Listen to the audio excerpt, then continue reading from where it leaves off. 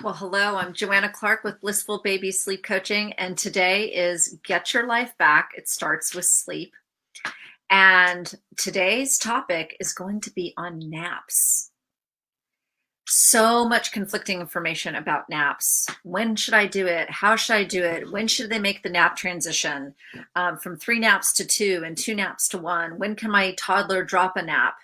Um, Lots of challenges around daycare and how oftentimes they force babies to be on a nap schedule that maybe is not the best nap for them.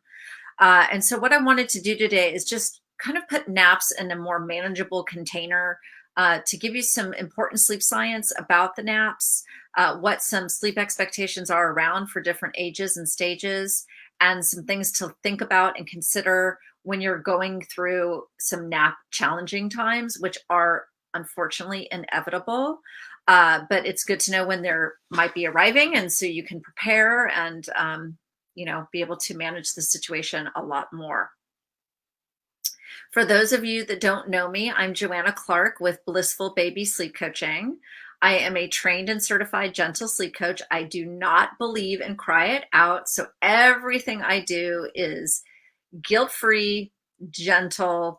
The focus is on using sleep science, behavioral science, and attachment theory to really help your child learn lifelong healthy sleep habits. I am a best-selling author 3 times, which I'm so proud of. I am a featured sleep expert in the series, The One Thing Every Mompreneur Needs to Know, and in the featured expert in The One Thing Every Mom Needs to Know, both volume 1 and volume 2. And later on, I will put in the comments, any of you that wanted to get one of my a free audio of one of my chapters, definitely can put that in the link. So in case you want to hear my chapter, that might be of interest. It's all about kind of the 5 things that kept your child awake last night. All right, so let's dive in about naps. So the first thing that is so important, baseline fact, is that naps are critical for your baby and your child's health, development, and temperament. And I use temperament as my last word because we've all seen what happens when our child nap skips. And we've all seen them being grumpy and irritable and tantrumy and highly deregulated and unable to calm themselves. And we know it's miserable to live with a child that's not napping well. They tend to have very difficult, long days. And as the caregiver, it's really miserable when you're living with a poorly napped child. And what is important to know is that daytime sleep matters tremendously. And in fact, lack of daytime sleep actually increases the probability that you're going to have a more difficult bedtime and increases the probability that you will have more arousals in the middle of the night to contend with. So there is this kind of old wives' tale that if you just wear your child out during the day and put them to bed later, that they'll just be dead asleep. So meaning they'll be so physically exhausted that they'll just crash out. I wish that that was true. Honestly, I do. I really wish that was true because I'm a highly active person and I would just like race around town with my child and then let them crash out.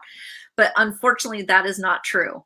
Oftentimes when a child has had a really long, hurried day and they've skipped naps or had really poor naps, oftentimes they go into bedtime with a terrible fight and they end up having lots and lots of jagged arousals that are difficult to comfort them all night long. So please, if that is still kind of rolling around in your mind as an option, I'll just get my child good and tired and put them to bed late and hope for the best. Maybe you'll luck out every once in a while with that being the reality. But if that becomes a habit of yours and you think that that's going to solve any nighttime sleep struggles, in fact, the lack of daytime sleep is going to actually increase your nighttime struggles. So just kind of keep that in mind as we're talking about the importance of nap around their behavior, around their health, and around their development. So what I'm going to do right now is kind of go through each age group and just give you some general reference tools on what sleep expectations are for the different ages and stages. Now, if some of you are on the road and you're listening to this live and you're driving in your car, or you're tending to your child, don't worry. I don't want you to have to stop and start taking notes.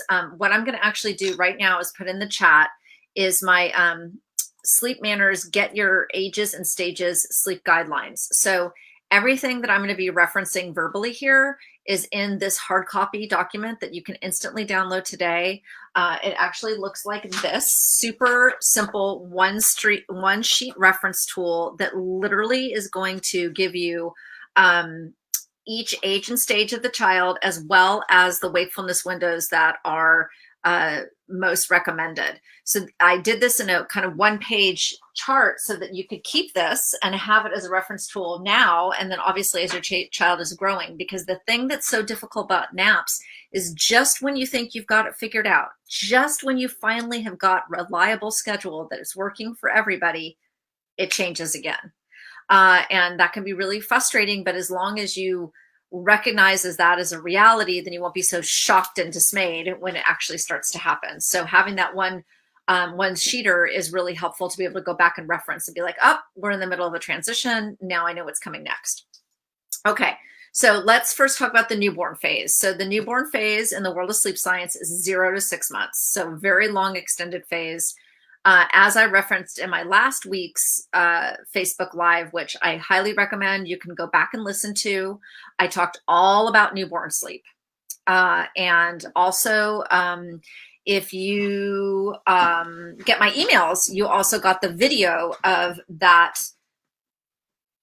Facebook Live where I talked all about newborn sleep. So when you join my mail list, obviously I'm all about sharing resources that are reliable and accurate all the time. And so if I do a Facebook Live here and I talk about something important, I'm definitely going to be sending the highlights of that to you so that you have it in the future.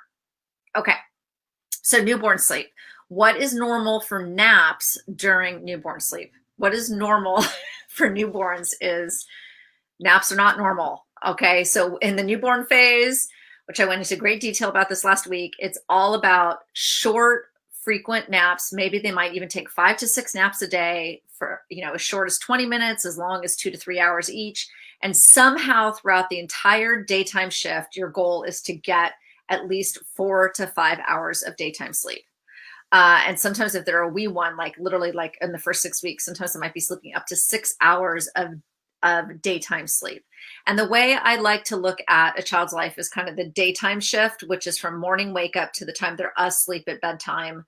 And then the night shift is from the time they're asleep at bedtime until the time they physically wake in the morning. So when I'm referencing naps, I'm talking about the daytime shift. So again, newborn phase, short naps, multiple naps, 5 to 6 of them, can be unpredictable, but totaling 4 to 5 hours of daytime sleep, sometimes all the way up to 6 hours of sleep. So then once we kind of get past that newborn phase, sometimes we start to get some more regularity, thank goodness. Okay, so by 6 to 8 months, what's typical is the child is going to be sleeping approximately 3 hours of daytime sleep, spread between 3 naps. Okay, so this is really important. Children will take 3 naps a day between 6 months, and sometimes they don't drop that third nap until they're closer to 10 months of age. So I talk to a lot of moms that have like an 8-month-old and they're trying to stretch the baby to just do 2 naps a day, and they're wondering why the child is just miserable at the onset of sleep at bedtime and has lots of ragged, jagged awakenings at night. And one of the number one reasons why is that they were not filling their daytime sleep expectations, not filling the sleep tank, as I like to call it. And they were trying to do too long of wakefulness stretches because they weren't giving their child the ample opportunity to take 3 naps a day. So the key is with the 6 to 8 month old babies is we want to aim for about 3 hours or more of daytime sleep spread between 3 naps. That third nap, typically it's best if they're awake from that power nap at around by 5 or 5:30 p.m. so that it still is a easy bedtime sequence.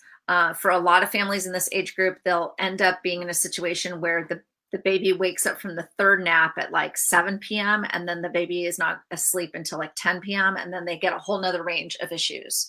So the other thing that's important to know about daytime sleep is the recommendations that are on this, okay, this is why this is so important to have, is all based off Academy of Pediatrics. And in all the sleep science, the reason why these guidelines and recommendations are true is because when a child stays within about an hour's range on the front and back end of these sleep averages, then typically a child can fall into a really nice regulated schedule that you can depend on. When a child deviates too far outside of the typical norms for the age and stage of their child, then you end up with a whole nother host of problems.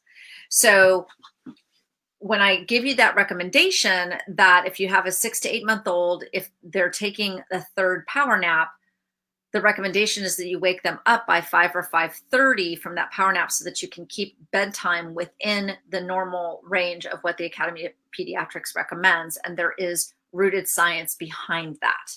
Okay, so everything I offer in my conversations here and with my clients and all the ways I support families, it's all about accurate and reliable information that you can feel comfortable and confident using. Okay, so moving on to babies 9 months to 15 months. Okay, now this is interesting because, as I mentioned earlier, some children won't drop that third nap until close to 10 months of age. And I love those babies, by the way. I love those babies that hold on to their naps longer. So between 9 and 15 months of age, they will at some point be down to 2 naps a day. And this is where you really start getting the reliability, where it's like they wake up, they're awake for 3 hours, they take an hour and a half nap, they're awake for 2.5 to 3 hours, they take a second nap, they're awake for 3 to 4 hours, and they go to sleep at night. Like, this is when you can actually like plan your life and feel a breath of fresh air. So 9 to 15 months, typically they're doing 2 naps a day. The wakefulness interval in between each of those naps is 2 to 3 hours. And they're sleeping again, like 2.5 to 3 hours a day spread between those 2 naps. But then, of course, as life goes, right when you think you've got it figured out, you go into the 15 to 20 month old, where somewhere in there, a child will make the transition from 2 naps to 1 nap. This is a hard transition. This is a transition that I get questions on every single week. And so if you're in the middle of this transition, I'd love you to say, hey, that's me. If there's anyone here and they're right in the middle of a nap transition, I'd love to hear from you. I will have great empathy for you. This transition is tricky. Some children will start to make the transition naturally, and it's just a matter of us following the lead and kind of gently dropping the morning nap and moving, to get a nap in the center of the day. But some babies, they are always flip-flopping between 2 naps is too much and 1 nap is not enough. And then we as the parents have to come up with a strategy to actually gently and strategically move them to 1 nap, which can take often, 2 to 3 weeks to do. And in that case, I do really recommend, I'll probably do a Facebook Live on that. That would be a great Facebook Live. I'll try to do a Facebook Live on that. How many of you here would love me to do a Facebook Live on just focusing on the transition from 2 to 1 naps? I think I will do that. Give me a thumbs up or something if that's what you'd like. Anyway, so just know that between 15 and 20 months, that transition is going to happen. Sometimes the child will make it easy on you, but sometimes you have to make a deliberate decision to merge them. And then you have to have a strategic plan on how to do it so that you don't get into the situation where your child just becomes so exhausted and so cranky in the afternoon. Then that creates, of course, the bedtime battles. Then that creates, unfortunately, middle of the night arousals, and it tends to trigger early rising. You guys have heard me talk about early rising, but those of you who haven't, let me just say what that is. Early rising is when a child wakes up somewhere between 4 and 6 a.m. and they are awake and they are ready to start their day.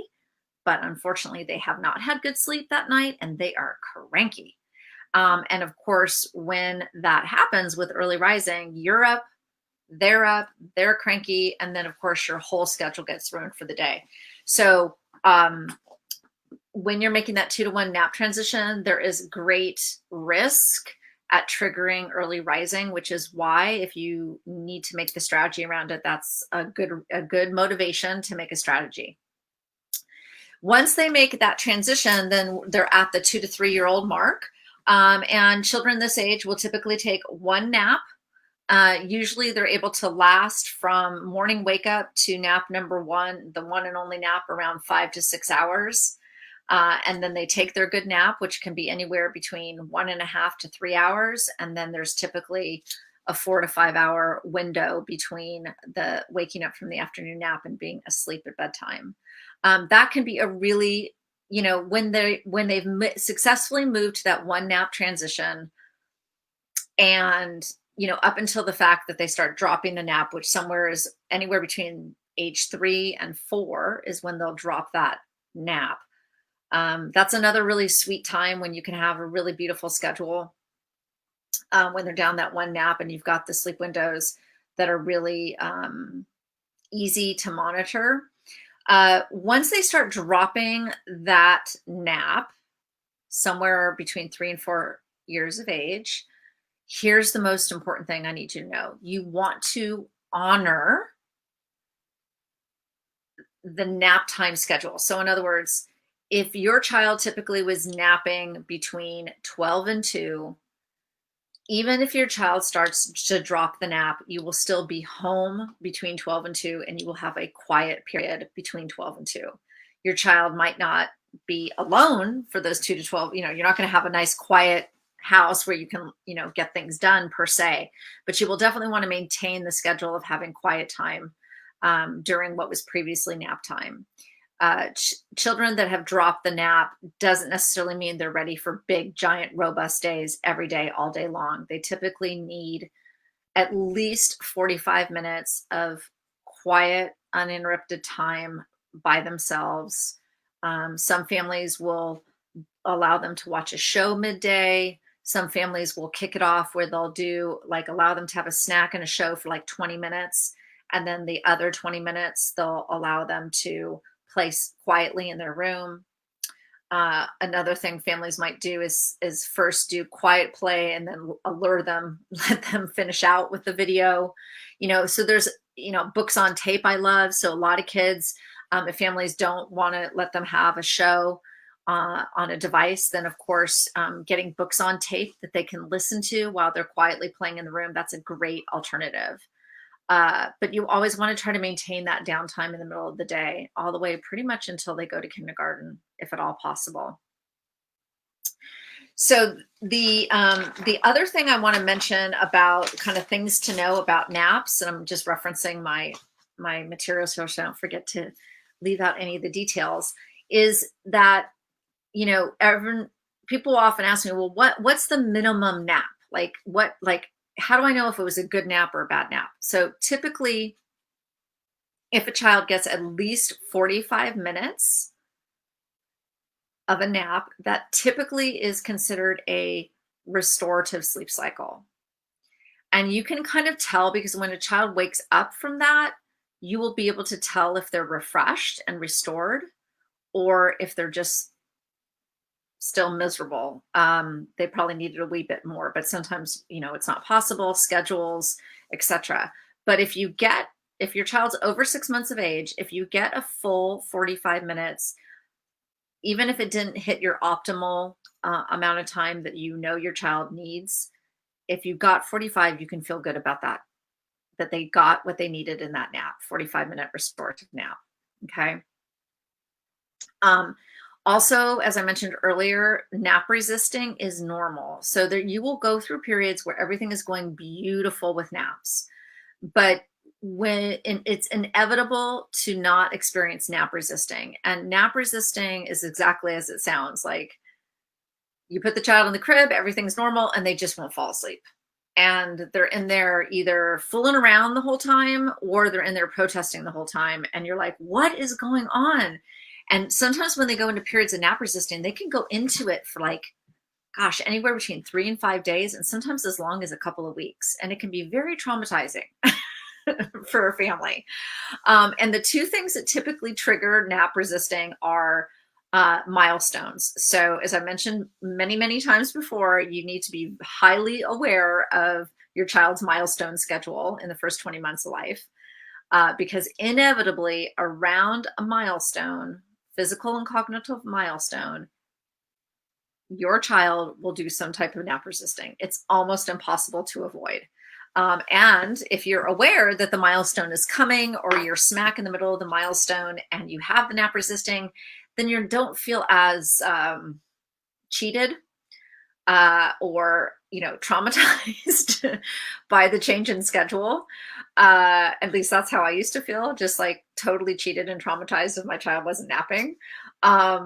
And the other thing that causes nap resisting is during nap transitions. So when a child is going from, 3 naps down to 2, or 2 naps down to 1, or 1 to none, there will be some nap resisting around that transition. That's actually a signal that you're getting ready to make the transition. So it's actually kind of a good thing. You just have to be aware of where your child is on, again, the transition schedule.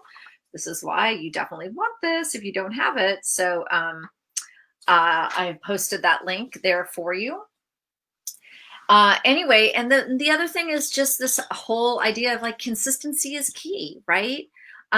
Daytime sleep is imperative to get good night's sleep. And so we have to make daytime sleep a priority.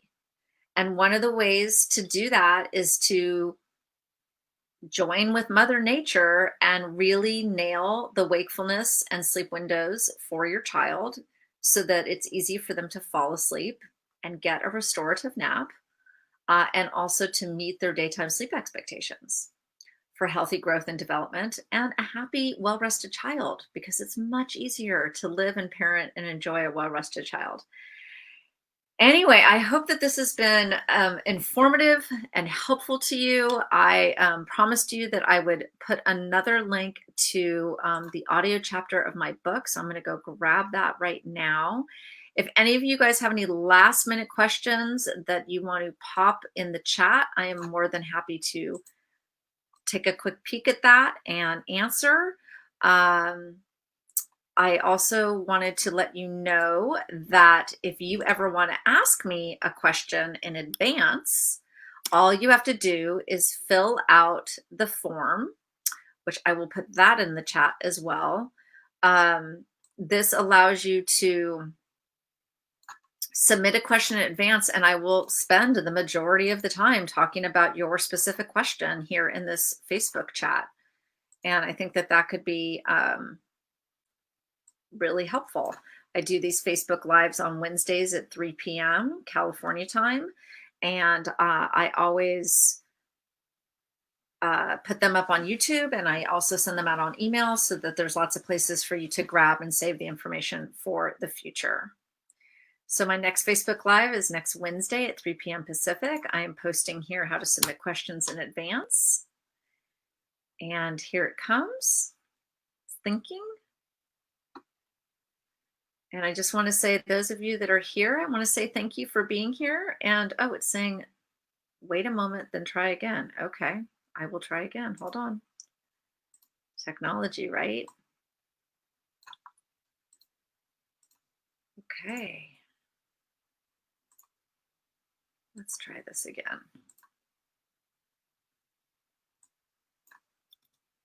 Let's hope this goes. If not, I can always try to add it later. Oh, there we go. Okay, so thanks so much for coming. Have a great day, everybody, and go get those good naps. They're so important. Bye.